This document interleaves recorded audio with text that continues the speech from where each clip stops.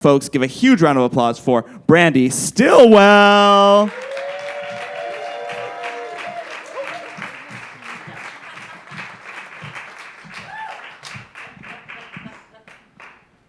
Hello. It was the late 1900s and the turn of the century in the middle of nowhere, Kansas. I was home from the University of Kansas. I had just finished my freshman year, and I was going to be staying with my mother and my stepfather for the summer while I took my old high school job at the mall 45 minutes away in Wichita. I had purchased a guitar, not to play because I wasn't cool or good enough, but I had these odd plans of grandeur that I was going to be an artist, and I clearly wasn't.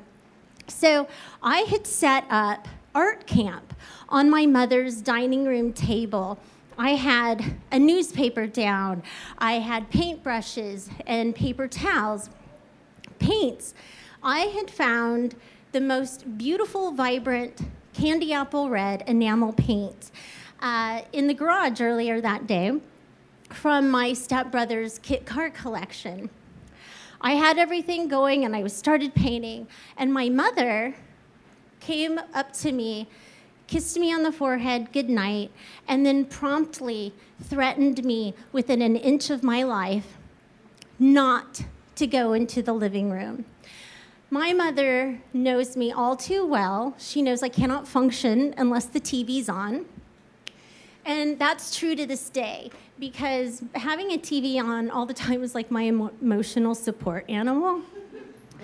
And she reminds me that she just spent the last 2 years of her life saving to purchase brand new light beige carpet that was just installed in the living room 3 weeks ago. My mother gives me like a quick point threat and then heads off to her bedroom. She closes the door, and it hasn't even shut yet when, of course, I pick up art camp and make my way to the living room right in front of the TV. The grandfather clock chimed one time, telling me that it was time to pack up for the night. And I remember watching in slow motion the candy apple red enamel paint. Oh, yeah. It tipped over, and not on the newspaper. It fell on my mom's 3-week-old light beige carpet, and it was the size of a dime. Now, Monday morning quarterbacking, if I had just let it dry, I could have cut it off, and that would have been that. But that's not what happened. Immediately, I freak out, and I run to the kitchen, and I get a cup of water, and I put it on it. And immediately, that stain goes from the size of a dime to a 50-cent piece. I hear the grandfather clock chime twice. I decide to call my father. You know who wasn't excited to hear from me at 2 o'clock in the morning? My dad. But then he promptly suggested turpentine. And I'm like, you know what? I know where turpentine is. I know where some is. But I have a problem. I can't go out the back door because that's where the utility room is and my mother and stepfather's bedroom. So I'm going to have to be very, very ninja-like and sneak out the front door, go around the house, go into the detached garage, get the turpentine. I come back. I promptly pour turpentine on my chemical concoction. And you know the saying, father knows best? Not in this case. Because the stain immediately grows to the back of my fist. I hear the grandfather clock chime 3 times, 4 times. I decide to call my sister at KU. You know who wasn't excited to hear from me at 4 in the morning? My sister. But then she suggested bleach. I'm like, oh, okay, I know where some bleach is. So it's in the utility room, gotta be quiet. So I sneak back, go to the utility room, climb up on the washing machine, grab a jug of bleach. I come back and I pour it into my already chemical cocktail. Now, a couple of good news, bad news. Bad news, my stain has now grown to the size of a cantaloupe. But good news, it's no longer vibrant red. It's turning pink. And as I'm watching this, I hear the clock chime 5 times. I'm at DEF CON 5. This is my OG story of how I die. And I notice something new that I didn't see before. You guys, some of you might know this. There's like a little, a grid, a little plastic grid. It holds carpet together. And normally you don't see it. But I was, because the carpet fibers had started to eat each other. And the grid started to appear. And I knew as soon as that clock struck 6 times, the coffee maker was going to kick in. And I had 15 minutes before my stepfather, Dale, woke for the day to get his morning juice. I don't know what to do. And at this point, now I see something else is emerging from my crater that I have created. And it's gray. It's gray matter. And I'm like, oh, that's the carpet padding. Normally, you don't see carpet padding. You put it down, you put carpet over, and you don't see it again. But here it is. It's in the middle of my mom's 3-week-old light beige carpet. So I have an epiphany. I'm like, I know where a carpet cutter is. Yes, carpet glue. I sneak out the front door, double back around, go to the garage, come back in, and now I'm standing here. Where can I get fresh carpet? Maybe under the couch, under that giant plant in the corner. Wait, the wall-to-wall closet. I start pulling out my mother's ball hopper, her tennis rackets, her softball equipment, and I cut a brand new, fresh 12 by 12 square from the, I know I'm awesome, right? Who doesn't want this for a daughter? I cut it out. I go to the cantaloupe size stain. I cut it out, put it on top of the brand new carpet. I cut it out. I slapped some glue on it, and I put it down. And you guys, you know what? I was so good. You couldn't tell. I'm like Jesus. Like Jesus and I are like so much alike at this point. And I am not a religious person. But now, tonight, I was like, hey, Jesus, we're friends. And so we're both carpenters. So I'm looking at it, and I'm just like, it worked. No one's going to tell. You can't tell. And I hear the Godfather clock chimes 6 times. The coffee maker kicks in. But I start to notice there's some separation in the fibers. So being the loving, kind daughter that I am, I decide to sacrifice my toothbrush. So I get my toothbrush, and I start combing the fibers together. And I'm like ratting it like some girl from the 80s in her bangs high to the sky, closer to God. And I get these fibers, and I marry them. And I did it.